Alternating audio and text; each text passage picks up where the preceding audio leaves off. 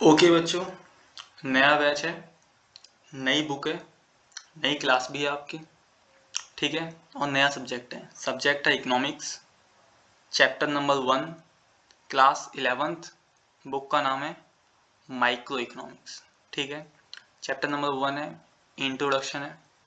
बिना time waste के start करते हैं, एग्ज़ाम तक सारा ख़त्म करेंगे। आपको लगता है मैं बहुत तेज़ बोल रहा हूँ तो मेरी स्पीड स्लो कर देना। अगर मैं बहुत धीरे बोलता हूँ तो मेरी स्पीड बढ़ा लेना। ठीक है।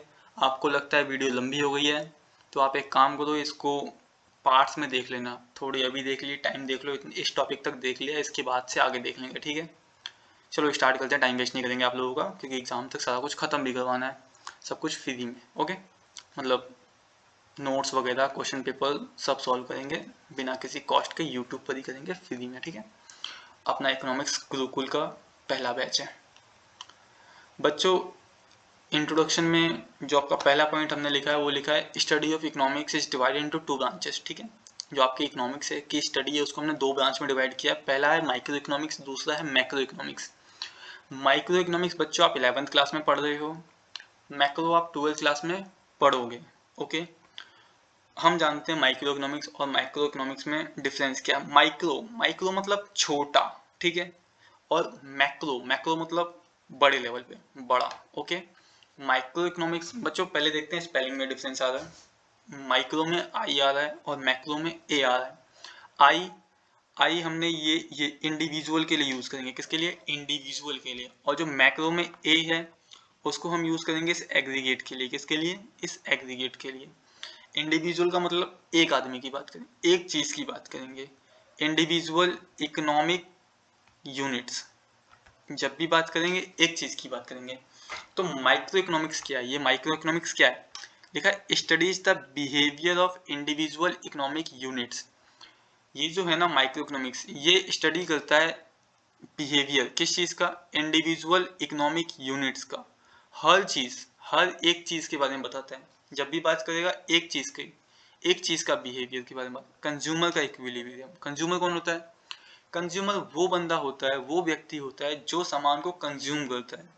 मैं दुकान पे गया, मैंने चॉकलेट खरीदी, अगर मैंने खरीदी तो मैं कौन, कस्टमर, मैं कौन, कस्टमर। कंज्यूमर कौन होगा, कंज्यूमर वो बंदा होगा जो चॉकलेट को खाएगा। अगर मैंने खरीदी, मैं ही खाता हूँ, तो मैं ही कस्टमर, मैं ही कंज्यूमर। मैंने खरीदी, कोई और खा रहा है, तो मैं कस्टमर, जो खा रहा है वो कंज्यूमर। तो कंज्यूमर इक्विलिब्रियम के बारे में बताता है, कौन बताता है, माइक्रो इकोनॉमिक्स बताता है। प्रोड्यूसर्स इक्विलिब्रियम के बारे में बताता है, प्रोड्यूसर एक बंदा, उसके इक्विलिब्रियम के बारे में बता रहा है। प्रोडक्ट के प्राइस के बारे में बता रहा है, जो मेरी चॉकलेट खरीदी उसका प्राइस क्या है, एक चॉकलेट का प्राइस क्या है। ठीक है। फैक्टर प्राइस, जो रॉ मटेरियल वगैरह लगा उसके प्राइस के बारे में। ठीक है। माइक्रो इकोनॉमिक्स को जो उसका दूसरा घर का नाम होता है उसे हम प्राइस थ्योरी भी कहते हैं। क्या कहते हैं, प्राइस थ्योरी भी कहते हैं। इसके बाद बच्चों आते हैं मैक्रो इकोनॉमिक्स। क्या, मैक्रो इकोनॉमिक्स, मैक्रो इकोनॉमिक्स ए, ये ए बोले तो एग्रीगेट, एग्रीगेट मतलब सारा एक साथ, सारा का सारा एक साथ। माइक्रो में बात कर रहे थे तो एक चीज की बात कर रहे थे, मैक्रो में बात करेंगे तो सबकी एक साथ एज अ एग्रीगेट बात करेंगे। ठीक है। तो बिहेवियर ही स्टडी करते हैं यहाँ पर भी, ये जो बिहेवियर है इसी को स्टडी करते हैं, लेकिन किस चीज का, इकोनॉमी का एज अ होल, सारी इकोनॉमी का एक बार में, किसका, सारी इकोनॉमी का एक बार में बिहेवियर स्टडी करता है। कौन करता है, मैक्रो इकोनॉमिक्स। एग्जांपल क्या है, नेशनल इनकम, पूरे देश की इनकम, क्या, पूरे देश की income. Aggregate demand, aggregate demand मतलब सबकी डिमांड, एग्रीगेट यानी इकट्ठी डिमांड। ठीक है। एक बंदे की नहीं, सबकी एक साथ डिमांड। एग्रीगेट सप्लाई, सारे लोग एक साथ कितनी सप्लाई कर रहे हैं। ठीक है। एग्रीगेट सप्लाई, पूरे देश में कितनी सप्लाई हो रही है। जनरल प्राइस लेवल, वहां पे देखो, वहां पे क्या था, प्रोडक्ट, प्रोडक्ट प्राइसिंग क्या था, ये था प्रोडक्ट का प्राइस, एक प्रोडक्ट का प्राइस। यहाँ पर क्या है, general price level. Price level सबके लिए क्या है, इन्फ्लेशन, महंगाई, महंगाई तो एक चीज की थोड़ी पूरे सब में होती है ना, तो महंगाई। क्लियर। माइक्रो इकोनॉमिक्स का घर का नाम क्या है, theory of income and employment. क्या, theory of income and employment, या फिर हम इसको कहते हैं income and employment theory. Clear है। चलो ये जो बॉक्स बना है इसमें डिफरेंस देखते हैं। लिखा है micro economics deals with individual economic unit. Individual economic unit, जो माइक्रो इकोनॉमिक्स है किससे डील करता है? इंडिविजुअल इकोनॉमिक यूनिट, यानी जब भी बात करेगा एक चीज की बात करेगा। और macro economy as a whole, क्या इकोनॉमी एज अ होल, पूरी इकोनॉमी की एक साथ बात करेगा। कौन? मैक्रो। फिर क्या लिखा है? मेन टूल क्या है इसके? मेन टूल क्या है? मेन टूल है ये individual demand and individual supply, यानी एक बंदा कितनी डिमांड करता है और एक बंदा कितनी ही सप्लाई कर रहा है। वहीं मैक्रो में क्या? Aggregate demand and aggregate supply. Aggregate demand and aggregate supply, यानी एग्रीगेट एक साथ कितनी डिमांड की जा रही है और एग्रीगेट सप्लाई यानी एक साथ कितनी सप्लाई की जा रही है। देखो micro economics also known as price theory, इसका घर का नाम क्या है? Price theory. और it is also known as, macro की बात करते हैं तो macro is also known as income and employment theory. क्या? इनकम एंड एम्प्लॉयमेंट की थ्योरी। क्लियर है? यहाँ तक क्लियर है? अगले पॉइंट में क्या लिखा है? Micro economics is concerned with price determination bye a firm, कि एक फर्म अपना क्या प्राइस रखती है। ओके। और यहाँ पे क्या है? Concern with the price determination by price determination for whole economy as a whole, मतलब पूरी इकोनॉमी में क्या प्राइस रहने वाला है। ठीक है। यहाँ पे क्या? एक फर्म क्या प्राइस रखने वाली है। और यहाँ पे क्या? एक फर्म इज लाइक, फर्म को क्या बोल सकते हैं हम? एक जिसने मान लो जिस कंपनी ने चॉकलेट बनाया, मान लो जिस कंपनी ने मेरा चॉकलेट बनाया उस कंपनी को मैं बोलता हूँ फर्म है। क्या है? फर्म है। तो वो फर्म अपने चॉकलेट का क्या प्राइस रखने वाली है। यहाँ पे क्या है? पूरी इकोनॉमी में चॉकलेट का क्या प्राइस रहने वाला है। क्लियर है? एग्जाम्पल में क्या है? किसी प्रोडक्ट का प्राइस, ये देखो प्राइस ऑफ अ प्रोडक्ट। और यहाँ पे एग्जाम्पल में क्या है?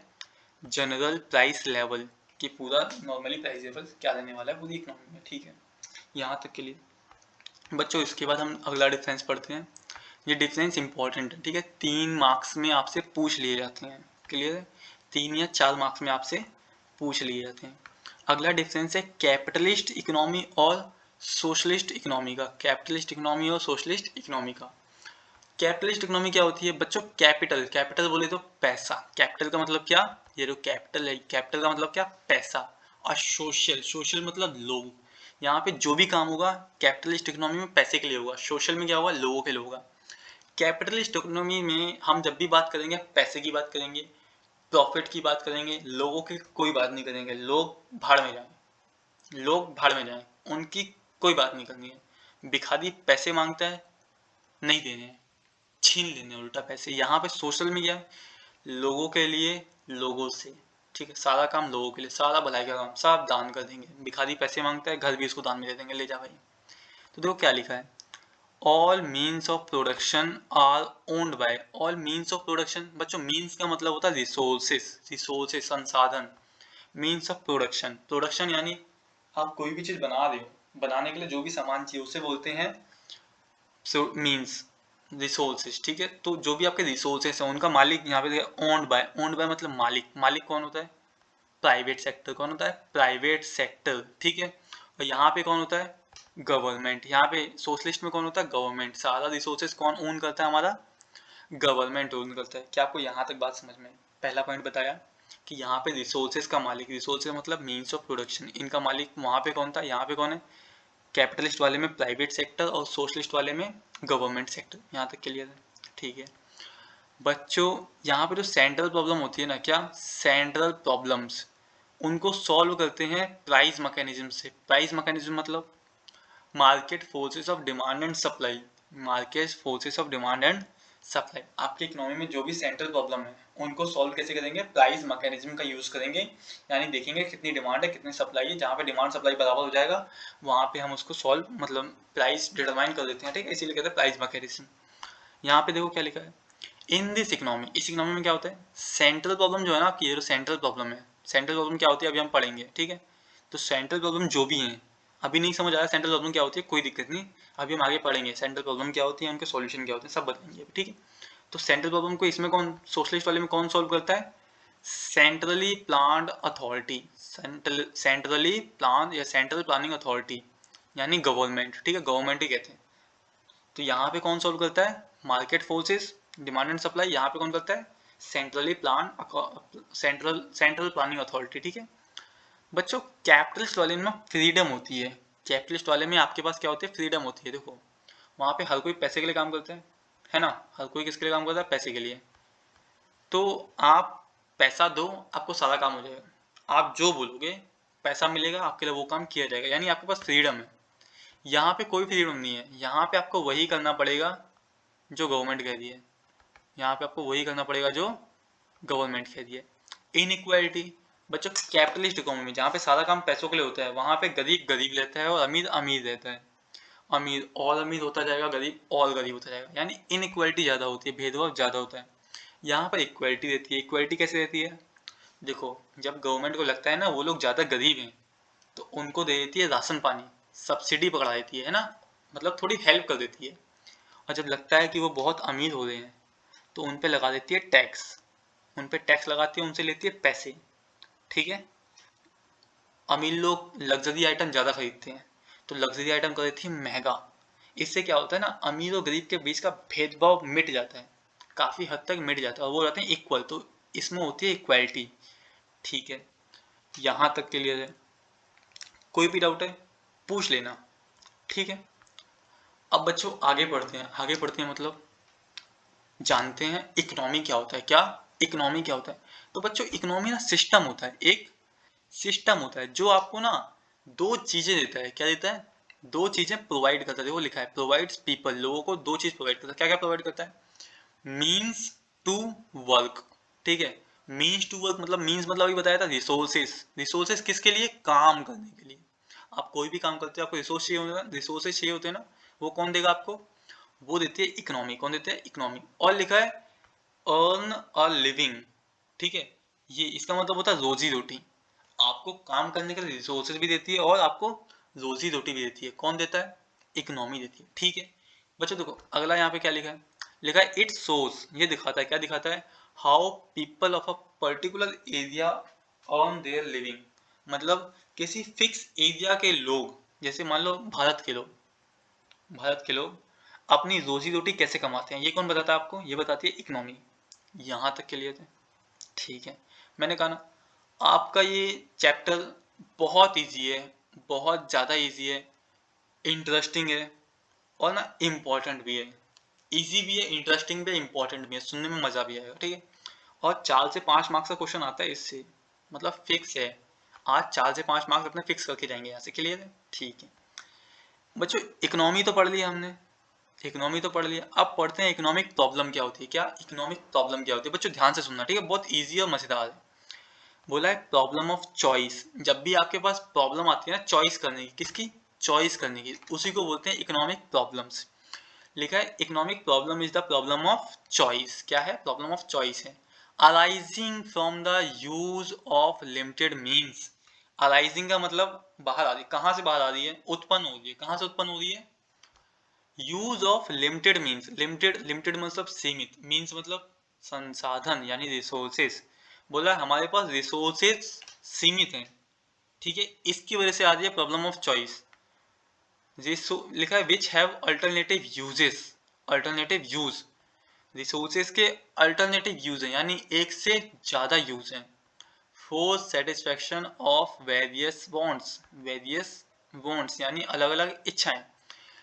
इकोनॉमिक प्रॉब्लम क्या है, प्रॉब्लम ऑफ चॉइस है, अराइज हो रही है। अराइज क्यों हो रही है, देखो अराइज क्यों हो रही है, अराइज क्यों हो रही है, अगले पॉइंट में देखते हैं क्यों अराइज हो रही है। अगले पॉइंट में देखो ये जो ये मैंने भी लिखा है ना, लिमिटेड मीन्स, अल्टरनेटिव यूज और वेरियस वांट्स, ये अगले 5 नंबर पॉइंट में अच्छे डिफाइन किए। देखो causes, cause of economic problems are, cause मतलब कारण, इकोनॉमिक प्रॉब्लम के कारण क्या है, काउज का मतलब क्या, कारण, क्या क्या कारण है किस चीज के, इकोनॉमिक प्रॉब्लम। तो बच्चों लिखा है इकोनॉमिक प्रॉब्लम तो आपको पता है ना, प्रॉब्लम ऑफ चॉइस, ये था प्रॉब्लम ऑफ चॉइस। हम देखते हैं प्रॉब्लम ऑफ चॉइस हो क्यों रही है, क्या प्रॉब्लम ऑफ चॉइस हमें हो क्यों रही है, चलो देखते हैं। कारण बता रखा है, unlimited human wants, unlimited human wants. बच्चों की एग्जांपल लेते हैं, एग्जांपल क्या, मेरी इच्छा है मैं दूध भी पी लूँ, दही भी ले लूँ, दही भी खाऊं, मक्खन भी खाऊं, पनीर भी खाऊं, लस्सी भी पीऊं, ठीक है। अब मेरी कितनी इच्छाएं हैं, 5 इच्छाएं हैं, बहुत सारी इच्छाएं हो गई। तो अब मुझे क्या करना पड़ेगा, मुझे इनमें से कोई चॉइस करनी पड़ेगी। तो आ गया ना problem of choice. Problem of choice क्यों आई? क्योंकि मेरे पास इच्छाएं कैसी हैं, अनलिमिटेड है। ठीक है, अगर मान लो एक ही इच्छा होती है कि मुझे पनीर खाना है, तो प्रॉब्लम ऑफ चॉइस आती ही नहीं, क्योंकि ऑप्शन ही एक है ना, इच्छा ही एक है मेरी, पनीर खाने का मन है, तो प्रॉब्लम ऑफ चॉइस नहीं आती। तो पहली बार प्रॉब्लम ऑफ चॉइस क्यों आई? क्योंकि हमारी इच्छाएं बहुत ज़्यादा हैं, ह्यूमन वांट्स अनलिमिटेड है हमारे पास। बच्चों दूसरा लिखा है लिमिटेड इकोनॉमिक रिसोर्सेज। क्या? Limited economic resources. देखो, जब मैंने कहा कि मुझे 5 चीज़ें खानी है, 5 चीज़ें खाने का मन कर रहा है, लेकिन मुझे इनमें चॉइस करनी पड़ रही है। क्यों करनी पड़ रही है? क्योंकि बच्चों लिमिटेड इकोनॉमिक रिसोर्सेज, जो मेरे पास दूध है ना, जिनसे पांचों चीजें बन सकती हैं, वो 1 लीटर है। कितना है? सिर्फ और सिर्फ 1 ही लीटर है। अच्छा, जब 1 ही लीटर है तो मैं पांचों चीज तो बना नहीं पाऊंगा। पांचों चीज नहीं बना पाऊंगा तो मुझे चॉइस करनी पड़ेगी। चॉइस क्या करनी पड़ेगी? कि पांचों में से क्या बनाऊं। देखो फिर से आ गई ना प्रॉब्लम ऑफ चॉइस। पांचों में से क्या बनाऊं। क्यों आई ये प्रॉब्लम ऑफ चॉइस? पहली बार आई क्योंकि मेरी इच्छाएं बहुत सारी हैं। दूसरी बार क्यों आई? दूध 1 लीटर है। दूध 1 लीटर मतलब जो रिसोर्स है मेरे पास वो कैसा है? लिमिटेड है। फिर देखो तीसरा क्या लिखा है? Alternative uses of resources. Alternative मतलब एक से ज्यादा यूज है उसके। क्या है? एक से ज्यादा यूज है। इसको डिफाइन करते हैं। इसको कैसे डिफाइन करते हैं? देखो बच्चों, हमें पता है दूध से दही भी बनता है, पनीर भी बनता है, मक्खन भी बनता है, लस्सी बनती है। ठीक है, जब हमें पता है इनसे दूध से 4 चीज बन सकती है, इसीलिए तो हमें चॉइस करनी पड़ रही है कि चारों में से क्या बनाए, है ना। और अगर हमें पता होता, मान लो इस दुनिया में दूध से पनीर के अलावा कुछ नहीं बनता, अज्यूम करो कि इस दुनिया में दूध से पनीर के अलावा कुछ नहीं बनता, तो हमारे पास तो ऑप्शन ही नहीं बचा चॉइस करने के लिए। हमें पता है दूध से खाली पनीर बनता है तो पनीर ही बनाएंगे, कोई और तो यूज है नहीं, है ना। लेकिन क्योंकि हमारे रिसोर्सेज का एक से ज्यादा यूज होता है, इसीलिए हमारे पास आती है ये क्या, ये प्रॉब्लम ऑफ चॉइस। ठीक है, तो अभी क्लियर है। इकोनॉमिक प्रॉब्लम क्या? Problem of choice. क्यों आई? हमारी इच्छाएं बहुत सारी हैं, हमारे रिसोर्सेज लिमिटेड हैं, और हमारे रिसोर्सेज के एक से ज़्यादा यूज हैं। आई होप आपको यहाँ तक बात क्लियर है। कोई भी डाउट है तो आप पूछ लेना। ठीक है, आप बच्चों देखो, अभी हमने डिस्कस किया सेंट्रल प्रॉब्लम के बारे में। आप डिस्कस करते हैं सेंट्रल प्रॉब्लम्स हैं क्या। लिखा है central problems of an economy. किसी भी इकोनॉमी की सेंट्रल प्रॉब्लम क्या होती हैं। ठीक है, तो बच्चों देखो, सेंट्रल प्रॉब्लम कोई तुमसे पूछे ना कि सेंट्रल प्रॉब्लम क्या है, उसको डिफाइन करो, तो सीधे लिखना पहले तो ये क्या? Problem of allocation of resources. क्या? Problem of allocation of resources. Allocation का मतलब होता है बच्चों बांटना। क्या? बांटना। तो सेंट्रल प्रॉब्लम, हमारी मेन प्रॉब्लम यही है कि हम अपने रिसोर्सेज को कैसे बांटें। क्या? हम अपने रिसोर्सेज को कैसे बांटें। क्लियर है। अब आपसे पूछेंगे सेंट्रल प्रॉब्लम तो आपने बता दी क्या है, अब बताओ कौन कौन सी होती हैं। ये तो बता दिया कि सेंट्रल प्रॉब्लम है क्या, कि अपने रिसोर्सेज को कैसे बांटें। अब आपसे पूछा है कौन कौन सी होती हैं, ये बताओ। तो देखो बच्चों, ये लिखो अलोकेशन ऑफ रिसोर्सेज। क्या? अलोकेशन ऑफ रिसोर्सेज को 3 हिस्सों में बांट दिया। पहली प्रॉब्लम यही है, व्हाट टू प्रोड्यूस। क्या? What to produce. बनाएं तो बनाएं, क्या बनाएं। बनाएं तो बनाएं, क्या बनाएं। तो नीचे लिखा हुआ है सिलेक्शन ऑफ गुड्स। गुड्स का मतलब होता है बच्चों सामान। क्या? सामान। हमें सिलेक्ट करना है कौन सा सामान बनाएं। बच्चों हमारे पास 2 चॉइस होती है। क्या होती है? 2 चॉइस होती है। कौन कौन सी? या तो हम कैपिटल गुड्स बनाएं, या फिर हम बनाएं कंज्यूमर गुड्स। क्या बनाएं? या तो कैपिटल गुड्स बनाएं या कंज्यूमर गुड्स बनाएं। अब देखो कैपिटल गुड्स क्या होता है। कैपिटल गुड्स क्या होता है? कैपिटल गुड्स वो गुड्स होते हैं बच्चों, मान लो मशीन टाइप, बड़ी बड़ी मशीनें होती हैं कैपिटल गुड्स, जो आपको फर्दर प्रोडक्शन में मदद करती हैं, यानी आगे और भी सामान बनाने में आपकी मदद करती हैं।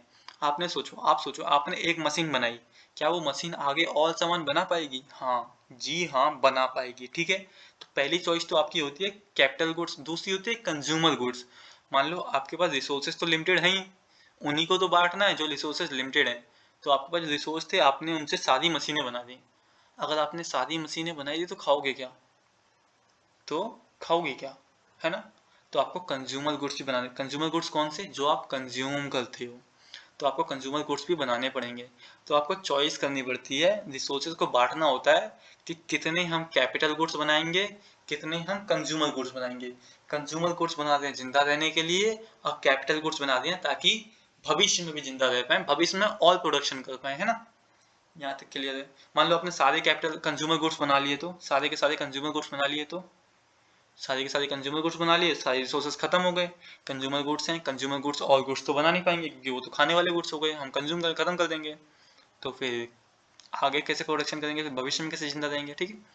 आओ, हाउ टू प्रोड्यूस, क्या problem of how to produce, इसमें देखो क्या लिखा है, सिलेक्शन ऑफ टेक्निक्स, क्या सिलेक्शन ऑफ टेक्निक्स। बच्चों यहाँ पे हमको डिसाइड करना होता है, मान लो हमने डिसाइड कर लिया हम ब्रेड बनाएंगे, क्या बनाएंगे, खाने के लिए ब्रेड बनाएंगे। अब तो आपको डिसाइड करना होगा ब्रेड बनाओ कैसे, सिलेक्शन ऑफ टेक्निक, कौन सी टेक्निक से बनाओगे, या तो मशीनों से बनाओगे या फिर लोगों से बनवाओगे, या तो मशीनों से बनवाओगे या फिर लोगों से बनवाओगे, हाथों से। तो हमें डिसाइड करना पड़ता है हम किससे बनवाएं। जब हम मशीनों से बनवाते हैं तो हम बोलते हैं कैपिटल इंटेंसिव टेक्निक, कैपिटल मतलब वही मशीन, तो कैपिटल इंटेंसिव टेक्निक्स, ठीक है। और जब लोगों से बनवाते हैं तो बोलते हैं लेबर इंटेंसिव टेक्निक्स। यहाँ तक क्लियर है। अब तो बताओ बच्चों, हम कैपिटल चुनेंगे या फिर लेबर चुनेंगे। मैं बताता हूँ, हम देखते हैं कौन सा हमें सस्ता पड़ेगा, कैपिटल सस्ता पड़ेगा तो कैपिटल चुनेंगे, और लेबर सस्ता पड़ेगा तो लेबर चुनेंगे। ये जो व्हाट टू प्रोड्यूस था पहली वाली प्रॉब्लम, उसमें हम कौन सा गुड्स बनाते हैं, हम देखते हैं कि हमारे पास जो रिसोर्सेस हैं उससे हम मैक्सिमम क्या बना सकते हैं, ज़्यादा से ज़्यादा क्या बना सकते हैं, हम वही बनाते हैं, क्लियर है। और यहाँ पे हम क्या देखते हैं, हमें सस्ता क्या पड़ेगा, मशीन सस्ती पड़ेगी तो मशीन से बनवा लेंगे, और लेबर सस्ती पड़ेगी तो लेबर से बनवा लेंगे, ठीक है। उसके बाद बच्चों तीसरी और आखिरी प्रॉब्लम आती है, फॉर हुम टू प्रोड्यूस। पहली प्रॉब्लम थी बनाए तो बनाए क्या बनाए, दूसरी प्रॉब्लम थी बनाए तो बनाए कैसे बनाए, तीसरी प्रॉब्लम क्या है, बनाए तो बनाए किसके लिए बनाए, फॉर होम टू प्रोड्यूस। अब बच्चों देखो, अमीरों के लिए बनाऊं या फिर गरीबों के लिए बनाऊं, मेरे को डिसाइड करना पड़ता है। क्या डिसाइड करना पड़ता है, या तो मैं अमीरों के लिए बनाऊंगा या फिर गरीबों के लिए बनाऊंगा। इसी को देखो नीचे लिखा है, डिस्ट्रीब्यूशन ऑफ गुड्स और इनकम। जो मैंने इनकम कमाई है या तो उसको बांटूंगा, या फिर जो मैंने गुड्स बनाए हैं उनको बांटूंगा। गुड्स को कैसे बांटूंगा, या तो अमीरों में या फिर गरीबों में। और इनकम को कैसे बांटूंगा, मतलब पीछे से थोड़ा शोर आ रहा है उसको इग्नोर करना, रात के टाइम पे कुत्ते बहुत भौंकते हैं।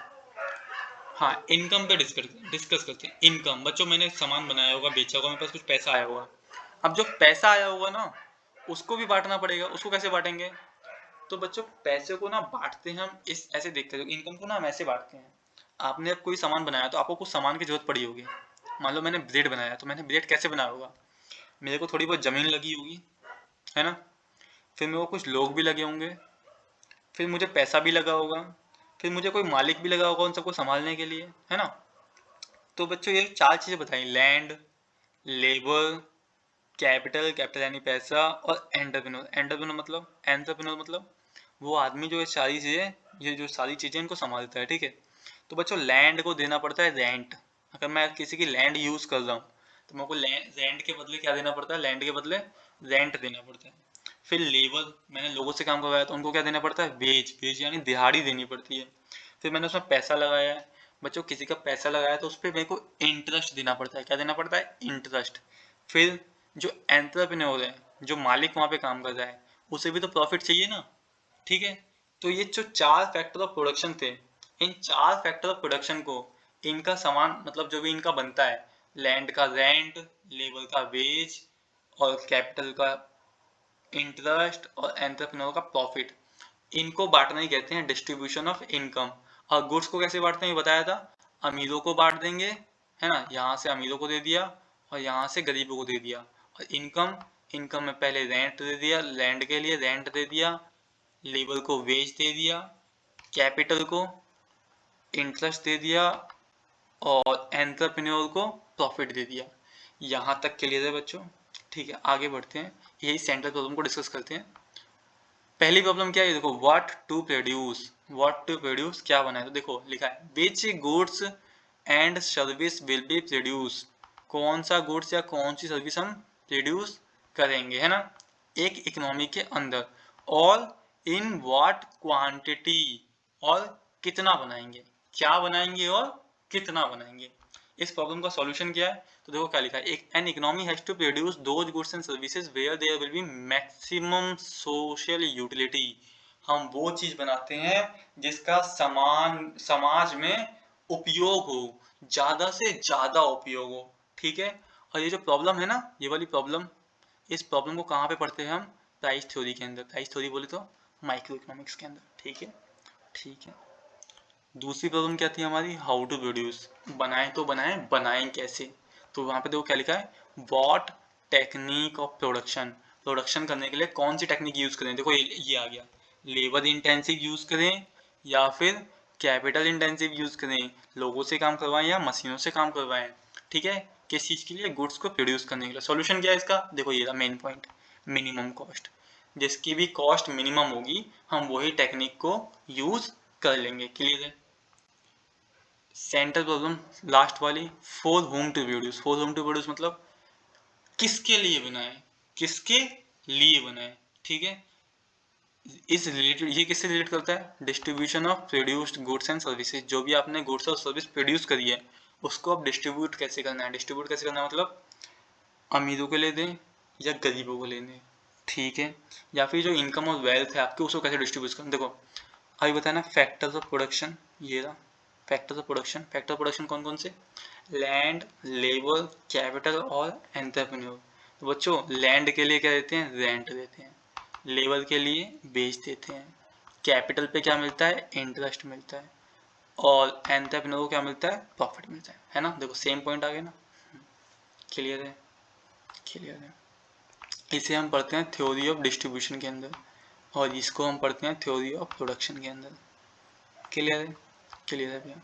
आगे बढ़ते हैं बच्चों, अगला टॉपिक है, इम्पोर्टेंट है, 3, 4 या 6 मार्क्स में पूछा जाता है आपसे, क्या, प्रोडक्शन पॉसिबिलिटी फ्रंटियर, PPF, या फिर प्रोडक्शन पॉसिबिलिटी कर्व, क्या, प्रोडक्शन पॉसिबिलिटी कर्व, PPC। इसका एक और नाम होता है, कहते हैं ट्रांसफॉर्मेशन कर्व, क्या, ट्रांसफॉर्मेशन कर्व। क्लियर है।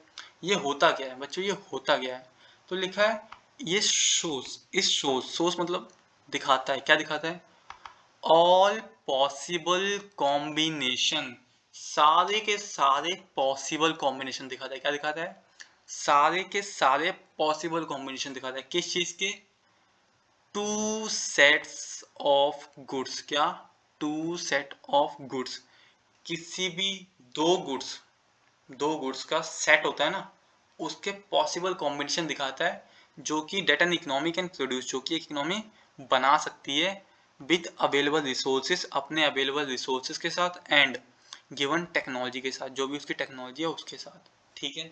अज्यूमिंग, अज्यूम क्या करते हैं, ये अज्यूम करते हुए बनाते हैं कि जो अपने all resources are fully and efficiently utilised, जो हमारे जितने भी रिसोर्सेज हैं ना वो हमने पूरी तरीके से यूटिलाइज करें और बिना किसी वेस्टेज के यूटिलाइज करें। क्लियर है, नहीं भी क्लियर तो एग्जांपल लेके समझेंगे, ठीक है।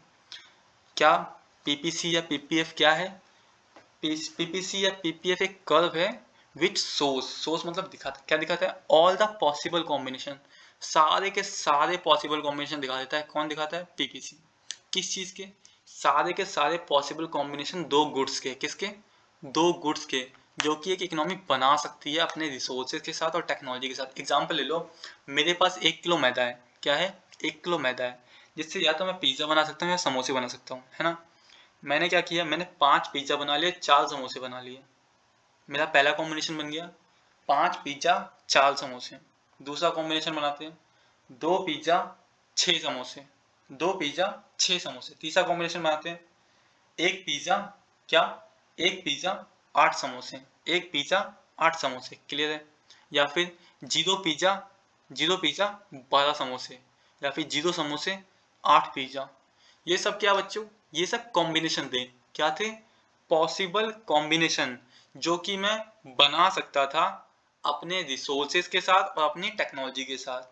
दोबारा बताता हूँ, पीपीसी क्या, दो गुड्स बोले तो पिज्जा और समोसा, इनके सारे पॉसिबल कॉम्बिनेशन 2, 8, 6, 12 जो भी बने थे, है ना, वो सारे पॉसिबल कॉम्बिनेशन दिखाता है। कौन दिखाता है? पीपीसी। किसके दिखाता है? दो गुड्स के दिखाता है जो कि इकोनॉमी बना सकती है अपने रिसोर्सेज के साथ और टेक्नोलॉजी के साथ। हम अज्यूम क्या करते हैं कि हमारा जो मैदा है जिससे हमने पिज्जा और समोसा बनाया बिल्कुल भी बर्बाद नहीं हुआ। क्या?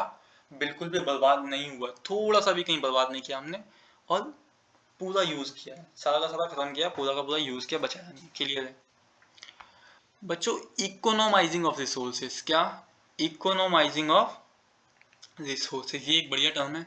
इकोनोमाइजिंग ऑफ रिसोर्सेज क्या होता है बच्चों? इसका मतलब आप अपने यूटिलाइजेशन मतलब यूज कर रहे हो किसका? रिसोर्सेज का। आप अपने रिसोर्सेज को यूज कर रहे हो बेस्ट पॉसिबल मैनर। क्या? बेस्ट पॉसिबल मैनर, बहुत अच्छे तरीके से इस्तेमाल करते हो अपने रिसोर्सेज का और मैक्सिमम आउटपुट देते हो। मैक्सिमम आउटपुट, अपने रिसोर्सेज को बेस्ट पॉसिबल मैनर में इस्तेमाल कर रहे हो, सबसे अच्छे तरीके से इस्तेमाल कर रहे हो और मैक्सिमम आउटपुट निकालते हो उससे। मैक्सिमम आउटपुट जितना बना सकते हो सारा बना लेते हो। क्लियर है? ठीक है बच्चों, वही सेम पीपीसी, पीपीएफ या फिर ट्रांसफॉर्मेशन कर्व। इसकी प्रॉपर्टीज अभी डेफिनेशन हमने देखी। डेफिनेशन क्या होती है? It shows all the possible combination of two sets of goods which an economy can produce with available resources and given technology assuming that all resources are fully and efficiently utilised. ठीक है, ये क्या थी? ये थी इसकी definition. क्या थी? ये थी इसकी डेफिनेशन। अब देखते हैं इसकी प्रॉपर्टीज क्या होती हैं। क्या प्रॉपर्टीज क्या होती हैं बच्चों? जो पीपीसी होता है ना वो तुम्हारा डाउनवर्ड स्लोपिंग होता है। कैसा होता है? डाउनवर्ड। ये देखो, ये था पीपीसी। कैसा है ये? डाउनवर्ड स्लोपिंग है। देखो ये ऊपर से नीचे आ रहा है। देखो ऐसे बन रहा है, ऐसे ऐसे। ये देखो यहाँ से यहाँ आ रहा है, ये ऐसे आ रहा है। ये क्या है? डाउनवर्ड स्लोपिंग है। क्या है?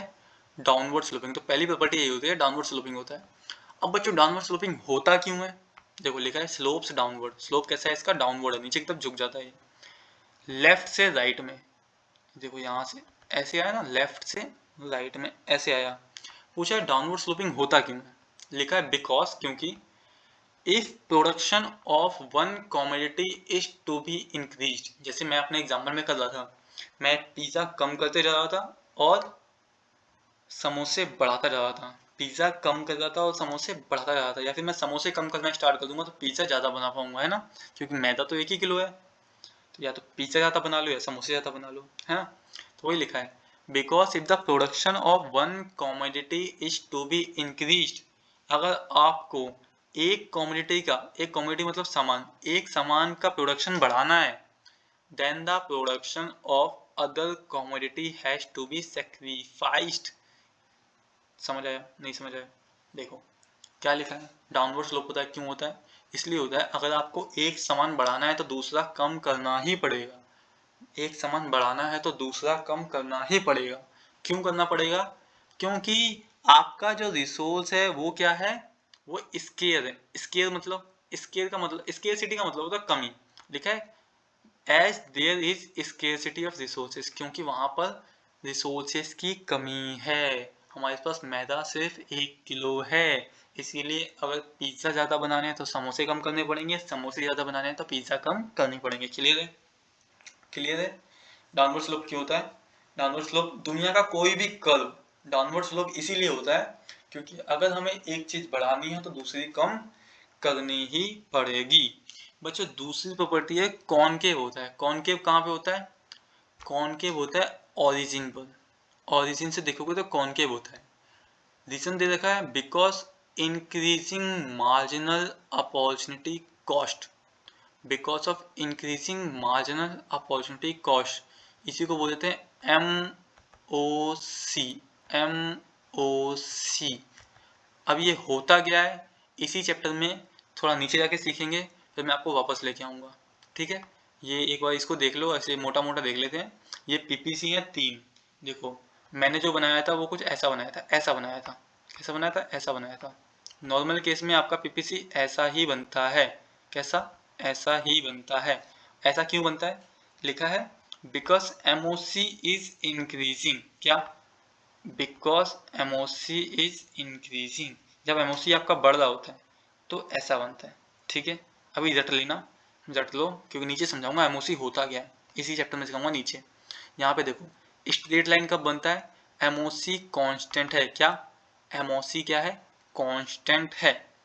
देखो MOC डिक्रीजिंग है, पहले में बढ़ रहा था, दूसरे में कांस्टेंट था, तीसरे में डिक्रीजिंग है। डिक्रीजिंग मतलब घट रहा है, हम उसी घट रहा है, तो देखो पीपीसी कैसा बन गया, ऐसा बन गया।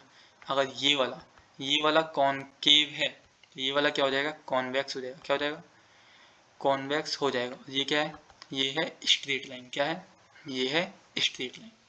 बच्चों देखो, आपका जो पीपीसी है, क्या ये जो पीपीसी हमने बनाया, ये जो हमने पीपीसी बनाया है ना, ये पीपीसी बन गया। लिखा है ये शिफ्ट कर सकता है। क्या, शिफ्ट कर सकता है। कुछ कंडीशंस के अंदर ये शिफ्ट कर सकता है। शिफ्ट करना मतलब यहाँ से खिसक के या तो यहाँ पे आ सकता है ना, या फिर अंदर भी जा सकता है, ऐसे ऐसे भी हो सकता है। ठीक है, यहाँ तक क्लियर है। अब बच्चों कौन कौन सी कंडीशंस के अंदर ये शिफ्ट कर सकता है, कौन कौन सी कंडीशंस के अंदर शिफ्ट कर सकता है। ये देखो, ये पीपीसी है ना, ये पीपीसी है, ये हमारा पीपीसी है। मान लो इतना मैं समोसा बनाता हूँ, ये वाला जो है ना, ये क्या है, ये मेरा समोसा है।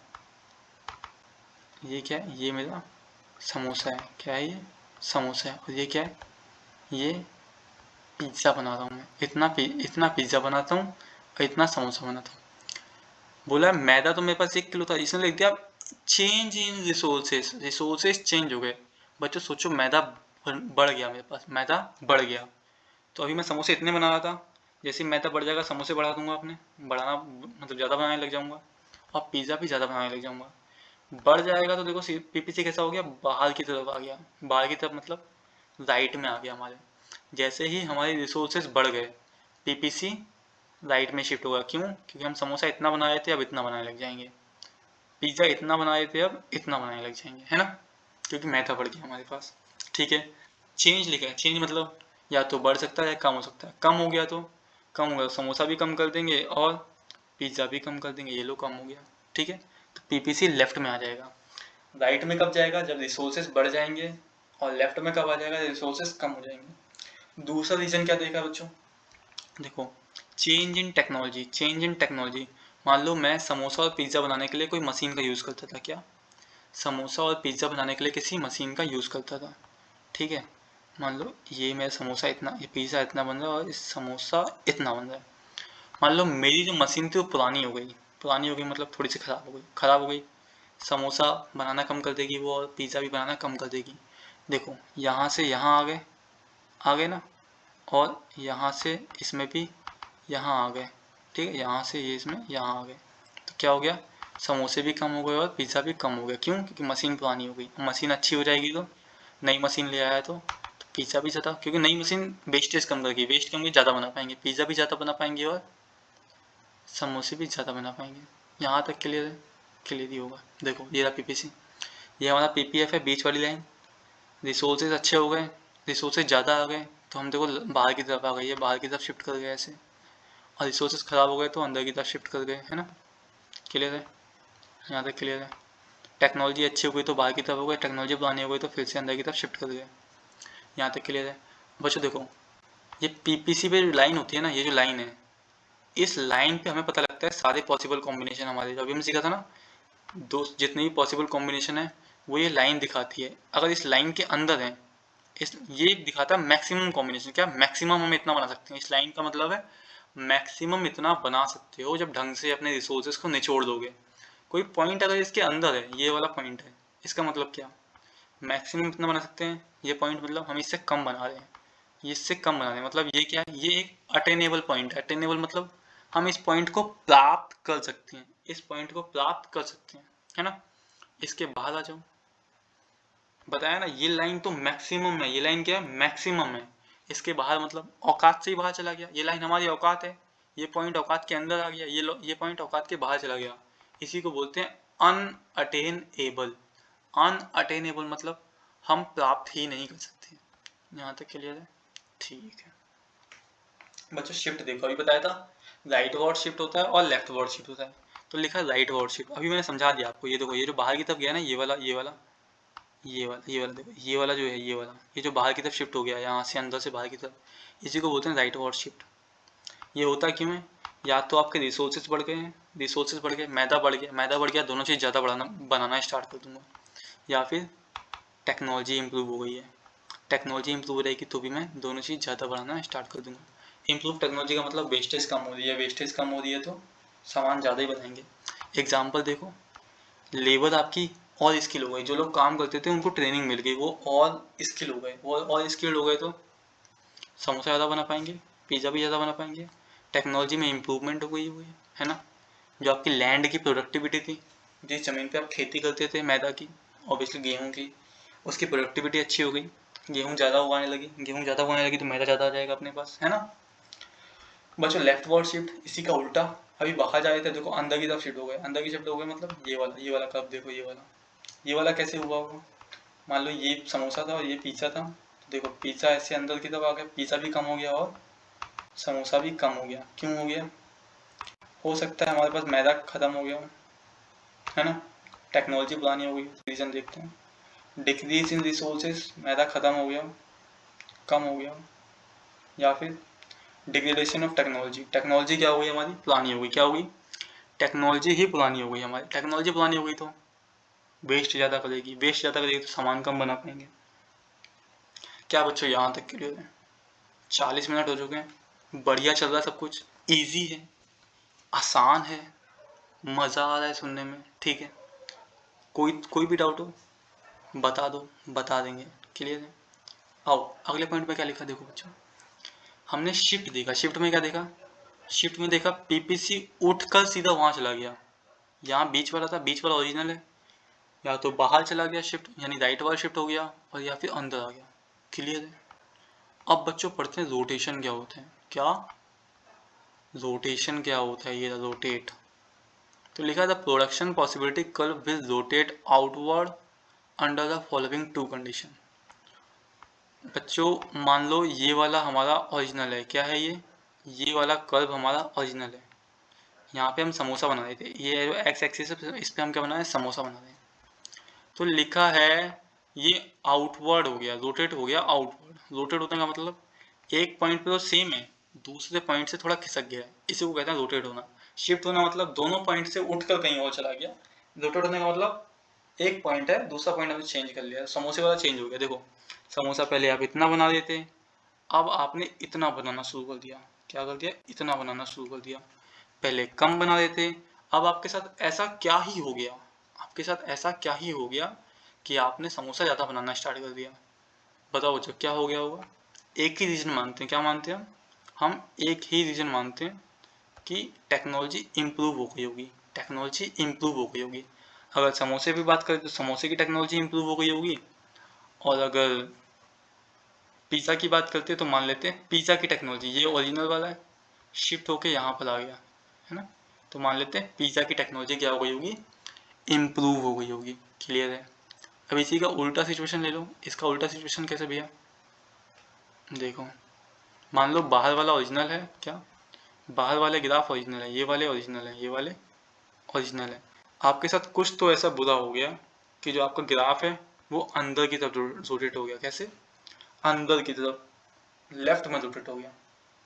यहाँ पे देखो एक्स एक्सिस पे लेफ्ट में हो गया और वाई पे डाउन आ गया। ऐसा क्या हो सकता है? आपकी टेक्नोलॉजी क्या हो गई हो, आपकी टेक्नोलॉजी पुरानी हो गई हो। क्या हो गया हो? पुरानी हो गई हो। यहाँ पे एक रीज़न और लिखा है, मान लो आपका ग्रोथ बढ़ गया, रिसोर्सेज का ग्रोथ बढ़ गया, रिसोर्सेज अच्छे हो गए, तो भी आप अपना समोसा बढ़ा दोगे, पिज़्ज़ा भी बढ़ा दोगे। खाली समोसे बनाने वाले रिसोर्स अगर अपग्रेड हो गए तो खाली समोसा बढ़ जाएगा, खाली पिज़्ज़ा वाले अपग्रेड हो गए तो खाली पिज़्ज़ा बढ़ जाएगा, खाली समोसे बनाने वाली मशीन इंप्रूव हुई है तो खाली समोसा बढ़ जाएगा, खाली पिज़्ज़ा बनाने वाली इंप्रूव मशीन हुई है तो खाली पिज़्ज़ा बन जाएगा। बच्चा रिसोर्सेज हम इसलिए नहीं ले रहे थे ना कि रिसोर्सेज में देखो दोनों ही बढ़ जाएंगे। मान लो मैदा बढ़ गया मेरे पास, तो मैं पिज़्ज़ा भी ज़्यादा बना पाऊंगा और समोसे भी ज़्यादा बना पाऊंगा। क्या आपको यहाँ तक चीज़ें क्लियर है? बहुत बढ़िया। आओ अब देखो, अभी हम एमआरटी की बात कर रहे थे ना, एमआरटी या एमओसी पीपीसी में ही, अभी कहाँ पे छोड़ के आया हम एमआरटी, मैं तुम्हें लेकर चलता हूँ। एमआरटी एमआरटी एमआरटी यहाँ पे नहीं है, ये रहा एमआरटी। देखो ये रहा एमआरटी, ये रहा मार्जिनल अपॉर्चुनिटी कॉस्ट यानी एमओसी। तो आप सीखते हैं एमआरटी क्या होता है या फिर एमओसी क्या होता है। तो देखो एमआरटी क्या है, एमआरटी की फुल फॉर्म क्या है, मार्जिनल रेट ऑफ ट्रांसफॉर्मेशन। क्या? मार्जिनल रेट ऑफ ट्रांसफॉर्मेशन यानी MRT। बच्चों ये रेशो है, क्या है? रेशो है किस चीज का? One commodity that is to be sacrificed, जो आपने सेक्रीफाइस कर दी किस चीज के लिए?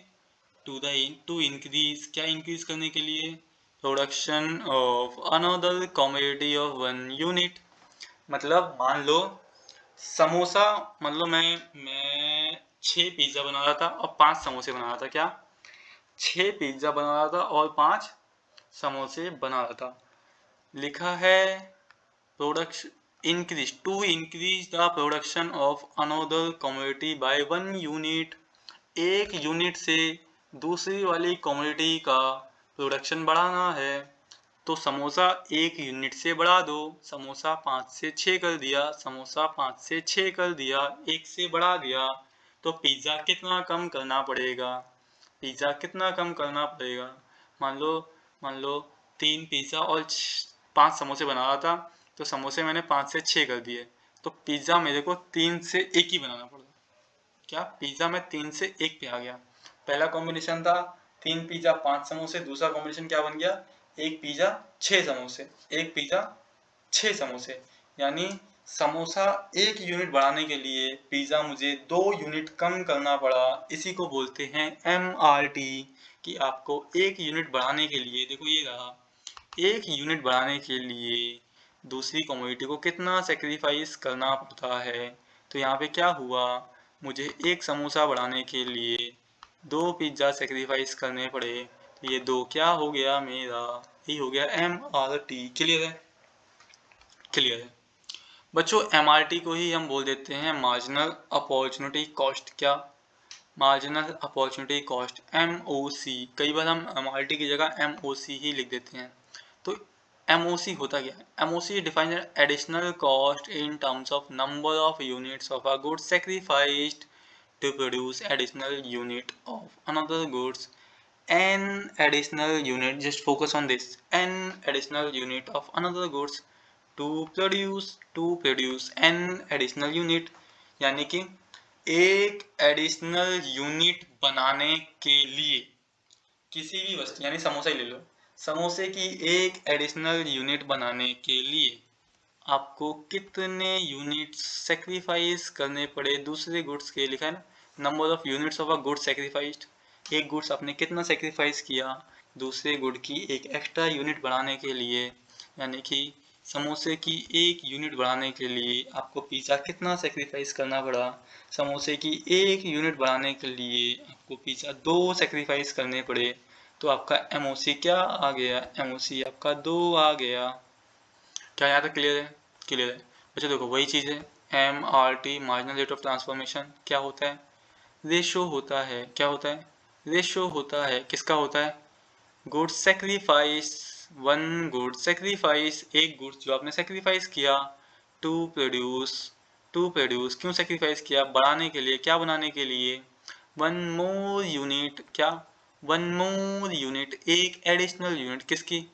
अनदर गुड्स की। अनदर गुड्स की यानी दूसरे गुड की सिर्फ और सिर्फ एक यूनिट बढ़ाने के लिए, सिर्फ और सिर्फ एक यूनिट बढ़ाने के लिए आपने दूसरे गुड्स को कितना सेक्रीफाइस किया? इसी को बोलते हैं MRT। क्या बोलते हैं? MRT। ये देखो, ये MRT रेशियो होता है। इसका फॉर्मूला क्या होता है? देखो MRT का formula, units of good Y sacrifice, यानी कि पिज्ज़ा कितना सेक्रीफाइस किया बटे में units of good X produce, कितना पिज्ज़ा सेक्रीफाइस किया बटे में कितना कितना समोसा बनाया। इसी को बोल देते हैं डेल्टा वाई अपॉन में डेल्टा एक्स। ये ट्राइंगल का नाम क्या है? डेल्टा। यहाँ तक क्लियर है? MRT क्या रेशो है? किस चीज़ का? आपने कितना गुड सेक्रीफाइस किया, आपने कितना पिज़्ज़ा सेक्रीफाइस किया एक समोसा बढ़ाने के लिए। क्लियर है? ठीक है बच्चों चैप्टर लगभग ख़त्म है। चैप्टर लगभग ख़त्म है, थोड़ा सा रह गया, छोटी मोटी टर्म रह गई हैं, पढ़ लेते हैं बच्चों। वांट्स क्या होती हैं? वांट्स यानी इच्छाएं, इंग्लिश में भी wants desire. Desire to buy the object, आपको कोई भी सामान खरीदने की इच्छा है। क्या है? आपको कोई भी सामान खरीदने की इच्छा है, आपको उसके प्राइस से कोई मतलब नहीं है, इसी को हम बोलते हैं वांट। लैम्बोर्गिनी का प्राइस छोड़ो भाई, भाड़ में जाए प्राइस, हमें बस मन करता है खरीदना है, मुझे लैम्बोर्गिनी खरीदनी है, वो मेरी क्या है, इच्छा है, वांट है, क्लियर है। बच्चों रिसोर्स क्या होते हैं, मैंने बताया आपको, कोई भी काम करने के लिए जो भी सामान चाहिए उसी को बोलते हैं रिसोर्स। क्या, कोई भी काम करने के लिए जो भी सामान चाहिए उसी को क्या बोलते हैं, रिसोर्स। क्या लिखा है, सर्विस और एसेट। क्या, सर्विस और एसेट, कोई भी काम करने के लिए सर्विस या फिर एसेट, एसेट यानी कोई भी सामान, है ना। Use to produce goods and services, produce, use to produce मतलब प्रोड्यूस करने, किसको, गुड्स और सर्विस प्रोड्यूस करने के लिए आपका जो भी सामान लगता है उसी को क्या बोलते हैं हम, रिसोर्स बोलते हैं। चॉकलेट बनानी थी, चलो समोसा बनाना था, समोसा बनाने के लिए आलू चाहिए, मैदा चाहिए, कढ़ाई में आलू उबालने के लिए वो कढ़ाई चाहिए, गैस चाहिए, हलवाई चाहिए, काम करने के लिए लोग चाहिए, मशीनें चाहिए, ये सब क्या है, रिसोर्स है। क्लियर है, ठीक है भैया, क्लियर है भैया। गुड्स क्या होते हैं बच्चों, गुड्स का मतलब सामान। क्या, सामान, physical and tangible things, physical यानी शारीरिक, टेंजिबल दिखाई देने वाली ऐसी चीज़ें जो आपके सामने रखी हैं, छू सकते हो, देख सकते हो, उन्हीं को क्या बोलते हैं, गुड्स बोलते हैं। एक कंडीशन और है, use to satisfy people's want, लोगों की इच्छाओं को संतुष्ट भी करना चाहिए। ऐसे गुड्स उसी को बोलेंगे, सामने हो, दिखाई दे रहा हो, छू सकते हैं और हमारे काम भी आ रहा है, हमारी इच्छाओं को संतुष्ट भी कर रहा है, उसकी कोई इकोनॉमिक वैल्यू होनी चाहिए। क्या होनी चाहिए, इकोनॉमिक वैल्यू होनी चाहिए, कुछ पैसे, उसको खरीदने के लिए कुछ पैसे लगने चाहिए, इसी को बोलते हैं गुड्स। ठीक है, सामने हो, फिजिकल हो, टेंजिबल हो, ठीक है, लोगों की इच्छाओं को संतुष्ट करें और उसकी कुछ वैल्यू होनी चाहिए। जैसे किताब, छू सकते हैं, देख सकते हैं, हमारी ज़रूरतों को पूरा करती है, पढ़ने का मन है तो इच्छाओं को संतुष्ट करती है और उसकी कोई ना कोई इकोनॉमिक वैल्यू भी होती है। बच्चों फर्म क्या होती है, ऑर्गेनाइजेशन होती है। कैसी ऑर्गेनाइजेशन होती है, जो आपके रिसोर्सेज को एम्प्लॉय करती है मतलब काम पे लगाती है, लोगों को काम पे लगाती है, मशीनों को काम पे लगाती है। क्यों काम पे लगाती है, टू ऑब्टेन प्रोडक्ट, सिंपल, कोई भी प्रोडक्ट बनाने के लिए आपके लोगों को, आपकी मशीनों को, है ना, इन सबको क्या लगाती है, काम पर लगाती है। कौन, ऑर्गेनाइजेशन, उसी को हम क्या बोलते हैं, फर्म बोल देते हैं। बच्चों प्रोडक्शन क्या होता है, बच्चों प्रोडक्शन एक ऐसी प्रोसेस है, क्या है, एक ऐसी प्रोसेस है जिससे हम अपने इनपुट्स को आउटपुट में ट्रांसफॉर्म करते हैं। क्लियर है, क्लियर है। बच्चों कंजम्पशन क्या है, बच्चों कंजम्पशन को बोलते हैं process of using up of goods and services. आप जब भी गुड्स और सर्विसेज को यूज़ करते हो for the direct satisfaction of individual और कलेक्टिव ह्यूमन वांट्स, या तो अपनी इच्छाओं को संतुष्ट करने के लिए या फिर सबकी एक साथ इच्छाओं को संतुष्ट करने के लिए, आप जब भी किसी चीज़ को यूज़ करते हो उसे क्या बोलते हैं, कंजम्पशन। मुझे प्यास लगी थी, मेरी इच्छा है पानी पीने की, मैंने पानी को कंज्यूम कर लिया, पी लिया, यूज़ कर लिया, इसे क्या बोलते हैं, कंजम्पशन। बच्चों प्रोडक्शन पॉसिबिलिटीज़ क्या होती हैं, जितनी भी possibility, different combination of goods and services. जैसे अभी बताया था प्रोडक्शन पॉसिबिलिटी, 1 किलो मैदा से मैं या तो 3 पिज़्ज़ा 5 समोसे बना लूँ, 2 पिज़्ज़ा 8 समोसे बना लूँ, 1 पिज़्ज़ा 10 समोसे बना लूँ। ये सब क्या है, डिफरेंट कॉम्बिनेशन है। क्या है, डिफरेंट कॉम्बिनेशन है, किस चीज़ के, गुड्स और सर्विसेज के। गुड्स के हैं नॉर्मली, तो क्या है, गुड्स के हैं। क्लियर है, क्लियर है, ठीक है। बच्चों लेबर इंटेंसिव टेक्निक क्या होती है, लेबर इंटेंसिव टेक्नोलॉजी क्या होती है, मैंने बता दिया। क्या बताया, अभी थोड़ी देर पहले बताया था। कैसे बताया था,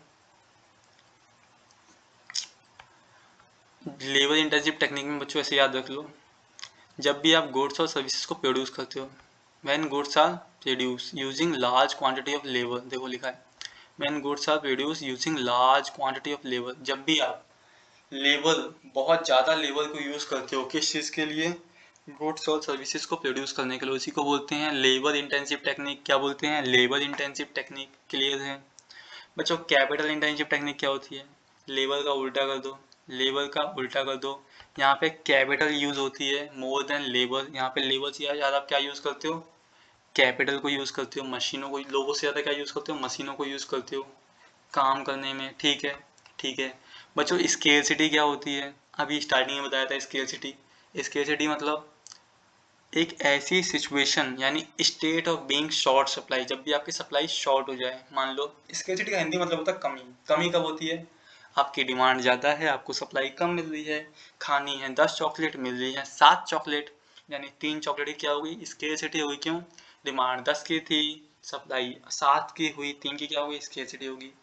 बच्चों रिसोर्सेज क्या होते हैं, अभी बताया था, जब भी आप कोई काम करते हो उसमें, जब भी प्रोडक्शन करते हो, कोई भी काम करते हो उसमें जो भी आपको चीज़ जरूरत पड़ती है, जिस भी चीज़ की जरूरत पड़ती है उसे क्या बोलते हैं, उसे हम रिसोर्स बोलते हैं। उसे क्या बोलते हैं, उसे हम रिसोर्स बोलते हैं। बच्चों रिसोर्स के फीचर क्या होते हैं, यहाँ पे देखो फीचर क्या होते हैं, हमने पता है रिसोर्सेज हमारे लिमिटेड हैं, मैदा हमारे पास 1 किलो है, दूध हमारे पास 1 लीटर ही है ना, और उनके एक से ज़्यादा यूज़ हैं। मैदा के एक से ज़्यादा यूज़ क्या है, हम उससे पिज़्ज़ा भी बना दें, हम उससे समोसे ही बना दें, है ना, क्लियर है। ये इसकी फीचर है कि लिमिटेड है और एक से ज़्यादा उसके यूज़ हैं। बच्चों वांट्स क्या थी, अभी बताया था, desire to purchase something irrespective of its price, price को ध्यान में ना रखते हुए कुछ भी खरीदने की इच्छा को बोलते हैं वांट, है ना, प्राइस से कोई लेना देना, बस खरीदने की इच्छा है। तो वांट के भी कुछ फीचर होते हैं, वांट के भी कुछ फीचर होते हैं। क्या फीचर होते हैं, अनलिमिटेड होती हैं, हमारी इच्छाएं कभी ख़त्म नहीं होती, रिकरिंग होती हैं, रिकरिंग मतलब बार बार आती रहती हैं, बार बार आती रहती हैं, एक ख़त्म नहीं होती दूसरी स्टार्ट हो जाती है ना। और क्या लिखा है, can be satisfy by using goods and services, obviously लिखा है जब भी हम गुड्स या सर्विस को यूज़ करेंगे तो हमारी इच्छाएं संतुष्ट हो जाती हैं। जैसे दही खाने का मन है, दही खा लिया, लैम्बोर्गिनी खरीदने का मन है, लैम्बोर्गिनी को खरीद लिया, तो क्या हुआ, वो इच्छा संतुष्ट हो जाती है ना। यहाँ तक क्लियर है बच्चों। एफिशिएंट यूटिलाइजेशन ऑफ रिसोर्स क्या होता है, क्या एफिशिएंट यूटिलाइजेशन ऑफ रिसोर्स क्या होता है, एफिशिएंट यूटिलाइजेशन का जो बच्चों मतलब होता है बिना किसी वेस्टेज के, देखो सीधा सीधा लिख देना नो वेस्टेज, सीधा लिख देना नो वेस्टेज, एग्जाम में ज़्यादा लंबा नहीं लेना। No over utilisation, no under utilisation, ना तो आप अति इस्तेमाल कर रहे हो ना ही कम इस्तेमाल कर रहे हो, ठीक है, कोई वेस्टेज नहीं, बिल्कुल प्रॉपर यूटिलाइजेशन हो रहा है, ठीक है, बस खत्म है, ये इतना हो जाएगा बस, है ना। इकोनॉमिक एफिशिएंसी क्या होती है बच्चों, इकोनॉमिक एफिशिएंसी क्या होती है, तो लिखा है efficiency in production, efficiency in distribution. Efficiency का बच्चों मतलब होता है कम से कम कॉस्ट में काम करना, क्या कम से कम कॉस्ट में काम करना। तो इकोनॉमिक एफिशिएंसी का मतलब क्या, एफिशिएंसी इन प्रोडक्शन, जब प्रोडक्शन कर रहे हो तो आप कम से कम कॉस्ट में करोगे, एंड एफिशिएंसी इन डिस्ट्रीब्यूशन भी, डिस्ट्रीब्यूशन भी आप कम से कम कॉस्ट में कर दोगे, ठीक है, ठीक है। ग्रोथ ऑफ रिसोर्स क्या होता है बच्चों, क्या ग्रोथ ऑफ रिसोर्स, तो बच्चों देखो जब भी आप रिसोर्स मतलब जानते हो ना, आपको कोई प्रोडक्शन करना है, जैसे आपको पिज्जा बनाना है तो उसमें जो जो सामान लगने वाला है, मशीनें हो गई, लोग हो गए, लेबर हो गया, कैपिटल जो भी आपका है ना, तो वो क्या है, वो रिसोर्स है। तो रिसोर्स की ग्रोथ क्या होती है, तो लिखा है increase in the productivity of resources through improvement in technology, आपकी टेक्नोलॉजी इंप्रूव हो गई जिसकी वजह से आपका रिसोर्स है उसकी प्रोडक्टिविटी बढ़ गई। मतलब ये, आप 1 किलो मैदा में 15 पिज्ज़ा बना पाते थे, क्या 1 किलो मैदा लेते थे जिसमें 15 पिज्ज़ा बनाते थे, आप कुछ मशीन का यूज़ करते थे। अब ऐसा हुआ कि आपकी मशीन ना इम्प्रूव हो गई, क्या हो गई, इम्प्रूव हो गई, मशीन इम्प्रूव हो गई जिसकी वजह से आपकी प्रोडक्टिविटी बढ़ गई रिसोर्स की। मशीन इंप्रूव होगी तो कम वेस्ट करेगी, कम वेस्ट करेगी तो 15 की जगह 20 पिज्जा बना पाओगे 1 किलो मैदा में, है ना। इसी को बोलते हैं growth resources, growth of resources, है ना। अलोकेशन बताया था, बांटना स्टार्टिंग में बता दिया था, शेयरिंग समथिंग, है ना। स्केर्सिटी ऑफ रिसोर्स अभी बताया था, कमी होना, किसकी, रिसोर्स की कमी होना। ये कब होती है, ये कब होती है, जब आपकी सप्लाई जो है रिसोर्स की कम होती है, डिमांड ज़्यादा होती है। देखो scarcity of resources means shortage of resources in relation to their demand, demand के कंपैरिजन में जो रिसोर्स है वो क्या हो गए, सॉल्ट हो गए, शॉर्टेज हो गए, छोटे हो कम पड़ गए, है ना, डिमांड ज़्यादा थी और कम पड़ गए। आखिरी टॉपिक है ये, अपॉर्चुनिटी कॉस्ट क्या होती है बच्चों, अपॉर्चुनिटी कॉस्ट क्या होती है, तो देखो it is the cost of next best alternative for one, बस इतना ही सा है, cost of next best alternative for one, अगला जो सबसे अच्छा ऑप्शन आपने छोड़ दिया ना, अगला जो सबसे अच्छा ऑप्शन आपने छोड़ दिया उसी को बोलते हैं अपॉर्चुनिटी कॉस्ट। एग्जांपल ले लेते हैं, आपके पास कोई खेत है, मैंने बोला खेत में आप गेहूं बनाओ, गेहूं उगाओ, आपको 10,000 रुपये मिलेंगे, कितने, 10,000 रुपये मिलेंगे। खेत में आप चावल उगाओ, आपको 8,000 रुपये मिलेंगे, कितने, 8,000 रुपये। खेत में आप बाजरा उगाओ, आपको 7,000 रुपये मिलेंगे, कितने, 7,000 रुपये। आप क्या उगाओगे, आप उगाओगे गेहूं, क्यों, क्योंकि मिल रहे हैं 10,000 रुपये। गेहूं उगाने के चक्कर में आपका जो अगला सबसे बेस्ट ऑप्शन था ना, यानी कि 8,000 रुपये वाला चावल, वो जो आपने छोड़ दिया ना, उसी को बोलेंगे अपॉर्चुनिटी कॉस्ट। अगला सबसे बेस्ट ऑप्शन जो आपने छोड़ दिया है ना, उसी को बोलते हैं अपॉर्चुनिटी कॉस्ट। खुशखबरी ये है, पूरे 1 घंटे में पूरा 1,0,0,0,0 पर आकर हमने अपना चैप्टर खत्म किया। ठीक है, नोट्स आपको चाहिए तो मैं नीचे लिंक में डाल देता हूँ डिस्क्रिप्शन में, डिस्क्रिप्शन जो भी होता है, ठीक है, वहीं पे डाल देता हूँ लिंक में। ठीक है, चैप्टर इजी था, आसान था। ऐसे ही हम अपने सारे चैप्टर खत्म करेंगे। जो चैप्टर बड़े होंगे, इजी होंगे सारे चैप्टर की टेंशन मत लो, चैप्टर सारे इजी हैं, बस थोड़े बड़े होंगे तो उनको 2 पार्ट में कर लेंगे। कितने पार्ट में कर लेंगे? 2 पार्ट में कर लेंगे। क्लियर है? एग्जाम आते आते बहुत अच्छी तैयारी हो जाएगी हम लोगों की। हम लोग क्वेश्चन भी करेंगे, टेस्ट पेपर भी मिलेंगे। मैं लिंक डाल दूंगा डिस्क्रिप्शन में, वहीं पे मैंने सारे नोट्स, सारे पेपर, सारे क्वेश्चन पेपर सब वहीं पे अपलोड कर रखेंगे, है ना। क्लियर है बच्चों? चलो, आज की क्लास हम यहीं पे ख़त्म करते हैं अपनी। अगली बार मिलूंगा chapter number 2 micro, class 11th, consumer equilibrium. किसी को कोई चीज़ समझ नहीं आई है तो कमेंट में लिख देना, ठीक है, या फिर मैं अपना व्हाट्सअप नंबर शेयर करूँगा, आप मुझे वहाँ पे पूछ सकते हो। ठीक है, बाय बाय बच्चों।